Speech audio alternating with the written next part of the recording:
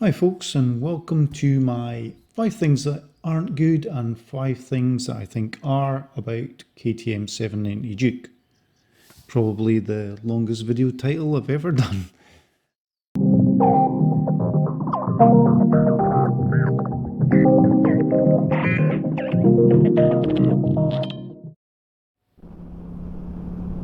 So Moose has done over 8,000 miles in the 2.5 years that I've had him.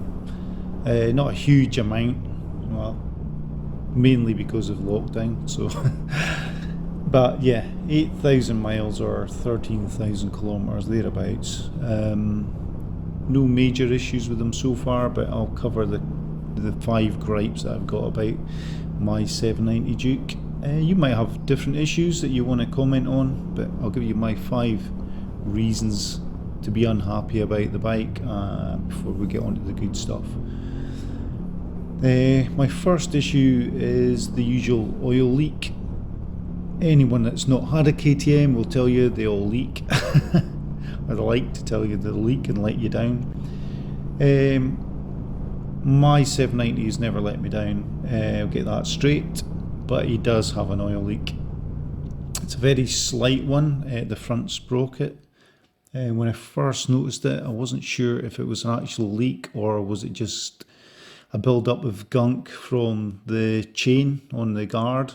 So I took it off, gave it a clean out, and after a time it was evident that there was like a slight film from the sprocket. It's not like I can leave the bike in the garage and come back and there's a pool of oil underneath or anything collecting in the belly pan and such. You only notice it because after a ride you see that dirt, sand, dust is kind of clung onto the oil on the side of the engine casing. So I've never had to top it up. It's never been so bad that I've had to top up the oil between services, but it's there. It's not a deal breaker for me, and I believe that people that did have those leaks and gasket leaks, they've had them fixed under warranty as well. So they are there. I can't remember ever having had an oil leak on any other bike that I've owned. So that's 3 Yamahas, an Aprilia, a Honda, a Triumph, and an MV Agusta, which I was told would leak, but it didn't leak. So this is the first KTM I've had, and true to the word, yeah, they leak. Number 2, brakes. As you'll know from earlier videos, I have a braking issue that's reared its ugly head. That started back in July last year. The very day that I took Moose down for his annual service. He was about 2.5 months, 2 months anyway, late for his service just because of the lockdown that we were going through at the time. So unfortunately for me, it would appear he is outside warranty to have that addressed, although I've left that in the hands of my KTM dealer. I'm hoping to hear back from them pretty soon. I was in touch with them before Christmas, so holidays and a new lockdown in place. I don't know when I'll hear back, but hopefully soon, and I'd like to think that they'll be able to help me out. So yeah, that the braking issue just shows up as a pulsing through the brake lever at low speeds, and then it just gradually got worse over the next 1,000 miles. So we're now at the point where if you're braking through a corner or into a corner, if you're trail braking, you get a proper nod from the front end of the bike. It's not the most comforting feeling, the suspension rocking the weight of the bike back and forth as you go into a corner. So I've decided to do something about it. Initially I'd been told by a couple of people to take the bike out and brake hard from sort of high speed, and sometimes that will bed them back down, bed the discs back down, but it didn't do anything. So I kind of thought, nah, I better do something about this. sounds like a common enough fault. I'm not mentioning the name of the company that make the brakes because I don't want to get sued. But yeah, those discs seem to have an issue. I don't know if it's in the manufacturing process or what, but it seems to be something that comes on once the bikes have got up to about 6,000 miles or so. So I wouldn't be in a hurry to put the same disc back onto my 790 because it's just going to come back again. The same company make the wavy disc option for power parts, and I believe they are really good and not heard of any issues with those, so that might be an option. We'll see how things go. Once my dealership gets back in touch with me, I'll let you know, but that's not an issue I've ever had with any other bike I've had. I've never heard of it before, but apparently for KTM it's not a new thing. If you have a look above there, I'll copy in a KTM 690 video. There's an owner there showing you the issues he had with his discs and how he realigned them. Thanks Codger for that.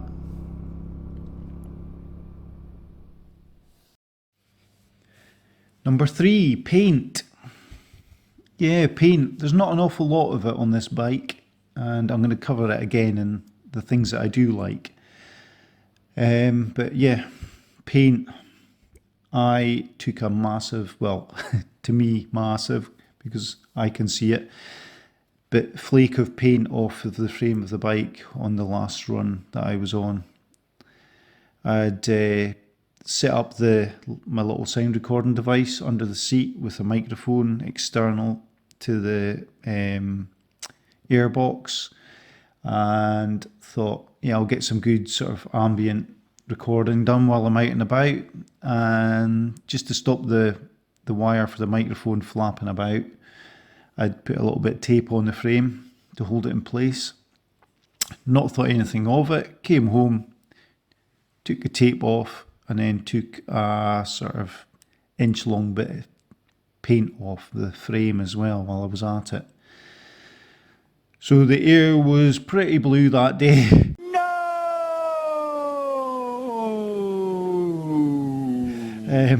I wasn't best pleased, and a bit like my discs for my brakes, the frame is only covered under warranty for the first 2 years, so there's no way I'll get that sorted under warranty. I'm going to have to cough up for that over the winter. Number 4, maxi tyres, the standard tyres. When you buy your bike, they're your standard fit. I really didn't like them, and as I said in the video that I made before I put on the Michelins, it wasn't because they felt dangerous or that they didn't do the job that they were supposed to. It's just that they offered absolutely no feedback. It didn't feel like there was any grip, although they never slid, they never gave me any scary moments. I just couldn't feel what they were doing underneath the bike. And as much as they did the job, they didn't do the job for very long. They squared off really quickly. Thankfully in a way, because then it kind of gave me an excuse to go and buy a new set of tyres.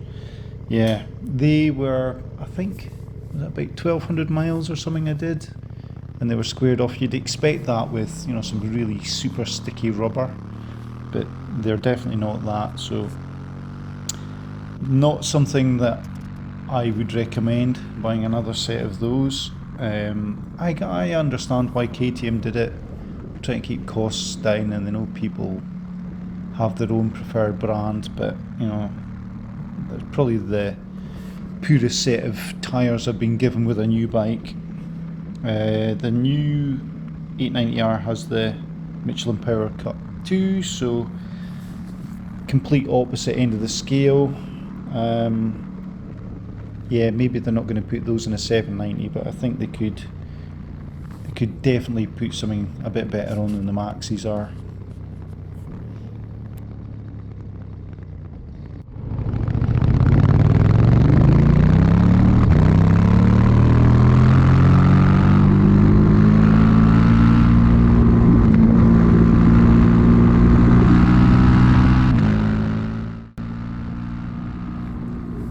5, the exhaust, the standard exhaust. I get why they did it. KTM kind of sticking to their motocross enduro heritage and all that. But man, that is one ugly exhaust. Yeah, it sounds great. It actually is one of the best sounding standard exhausts that I've heard on a bike, and there's a lot more popping and crackling on that than there is on the Akrapovic that I replaced it with. But it's heavy and it's just such a weird shape. I just, from the very first day that I saw photos of the road going version and not the concept, the first look I got of that exhaust almost put me off buying the bike. Kind of been hoping we're going to get something like the original Scalpel prototype, or maybe a sort of underbelly belly can type exhaust. When it got launched with that one, it was almost a deal breaker. It wasn't until I actually swung a leg over the bike and tried it that I kind of changed my mind and looked past the exhaust and thought, right, well, I can replace it. But yeah, it's a shame it didn't look just a bit better. They spent so much time designing everything and then bunged that thing on the side. Real shame, but hey, I got an Acra out of it.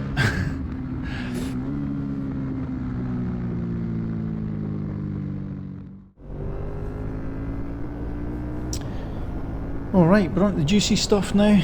The 5 things that I like the most about my bike. It has to be handling, I suppose, would be number 1, isn't it? That's why you buy the 790 Duke, the Scalpel. It's just such a stable bike. It's really sort of light steering, very nimble, easy to change direction in, and gives you plenty of feedback, to me anyway, over the front end, which I need. I can't relax into having fun on a bike if I can't feel what the front end's doing. And I tried a few other bikes before I settled on the 790 Duke, and I just felt they were either too upright and vague about the front, or just too heavy and slow steering, so I didn't like them. And at the time I was running my MV Agusta Dragster, which was a bit flighty at the front, but it was nimble.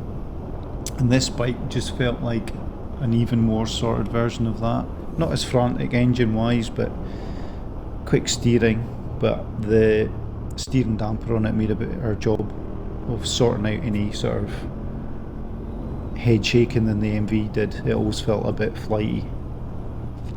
The suspension, yeah, it's budget, it's non-adjustable, but for my weight and height, it just seems to be spot on. I've never had any issues with it on the road.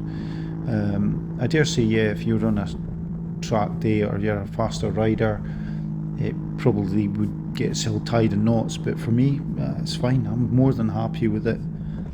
And a lot of my other bikes were Japanese bikes, so I don't know if that's the thing. You always hear or read the bike magazines say that the Japanese bikes are set up for smaller riders, so I'm just guessing maybe it suits me better because it's a European bike. It's set up for bigger chaps than me and on European roads, so maybe that's where the better handling comes in, the better suited handling comes in.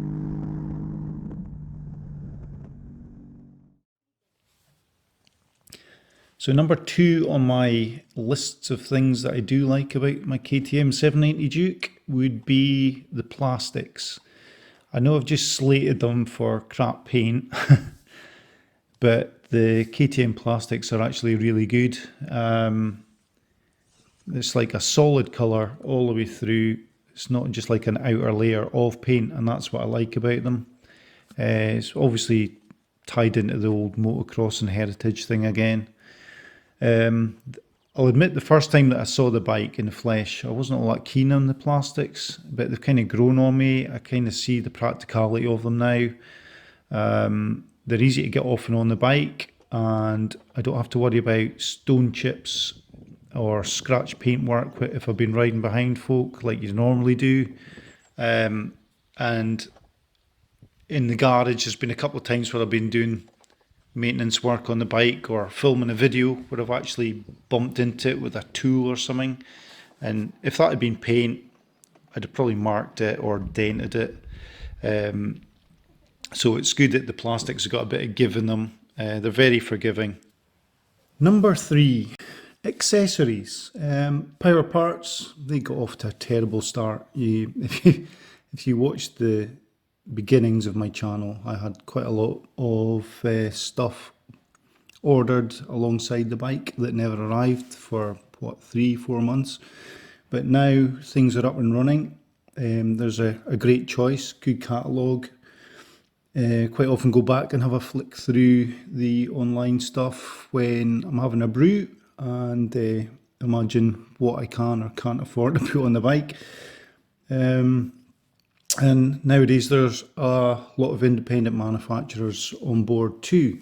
So you get everything from exhausts, crash protection, screens, anodized bling, levers, decals, rear sets, suspension and engine upgrades, brake upgrades, air filters, touring kits, all specific to the bike and not just sort of average size bolt-on guff that you normally get. So very impressive and easily the best choice of accessories that I've had for any of the bikes that I've previously owned, and because of that you're more likely to keep the bike because you can keep things fresh. Number 4, electronics. The electronics package came as standard on the 790 when it was launched. Unfortunately, if you own an 890R, you're going to have to cough up for all of these things. But saying that, I'm seeing a few deals now on the UK Auto Trader site. If you look up 890R on there, there's a handful of the dealers are actually including the package in the cost of the bike. I'm guessing that KTM were just trying to make the 890R look a little cheaper than it actually was by not including them and putting them as an option. But anyway, the 790 got that as standard. It's quite an impressive piece of kit, very easy to navigate and set things up the way you want it, and you can actually turn up and down your traction control on the fly. I've never actually had it, yeah, that's a lie, I've actually had it kick in coming over the Applecross Pass in the wet. Combination of sort of very shiny wet tar and some grit, I think. So that's about the only time it's come on. I usually have it set about 2 or 3. You've got your Moto traction control, MTC. You've got your Moto slip regulation, which is really an electronic slipper clutch, anti-wheelie, and launch control, which I've only actually used the one time when I was making the video. I've barely used any of them. The corner ABS, that's in my opinion, good thing to have on a bike. Never actually had that kick off either. But if I had to pay for them on the night, if I was upgrading to an 890R, I'd definitely have to tick the box. They're all sort of good safety nets to have there, but all the more impressive that they're on a budget bike like the 790 is. And I'd definitely recommend to anyone chucking them on if you are buying. Number 5, I guess it has to be the bike as a whole, the 790 Duke as a whole. What's it good for? What's it good at? Why do I like it so much? And I guess it's because it's good at everything. I can have a proper scratch on it with my mates, or I can go away for a day or two and it's comfy enough to do that. I just chuck it into street mode and it'll sip away at fuel while you're on your single lane roads. If I get somewhere nice, it's got some nice twisties on it, flick it across into sport or track mode, and I can have a bit of fun there too. I just love how versatile the bike is. It's comfortable for long days. Yeah, and there's just a few folk out there that have kind of gone total extremes. You've got Atomatu over on his channel, and he uses it for track days, and it's a more than capable bike, as you'll see if you go and watch his videos. And then you've got the other guys that sort of like Codger Biker. That's how he started his channel. He bought a 790 Duke, and he started sort of putting gear on it that would make it more suitable for travelling and touring about, and that was before the 790 Adventure came out, so it's there. And then I've got other subscribers like Colin Russell. He's done a lot of travelling on his. He's got sort of full-on cage style track protection, engine protection, and sort of panniers and all sorts, big screens all over his, and the bike underneath is still the same bike. You know, you might not like the look, but at the end of the day it's a Perspex screen or whatever, and he can take it off and go for a scratch when he wants. But that's just how versatile the bike is, and I think that's probably why I like it so much. Also, while I'm here, I'll give somebody a plug. It's just starting out. We've got Duke of Twist down in Australia on his 790. He's already done some mods. He's just done a big long trip with his brother, a few days away, all packed up for his travels, and been on all sorts of roads and all sorts of weather, so a bit of gravel roads and tarmac on the twisties. But he's started doing some nice mods to his bike, so go and give him a look. See what you think of the lovely Vit-Pillen style handlebars he's put on his bike. I just think they're gorgeous. I think it really suits the look of the bike. Hopefully he'll post a couple of videos with some walk around so we can all have a good look at them. But again, it just shows you you're not stuck with what you bought here. You can do a lot to it.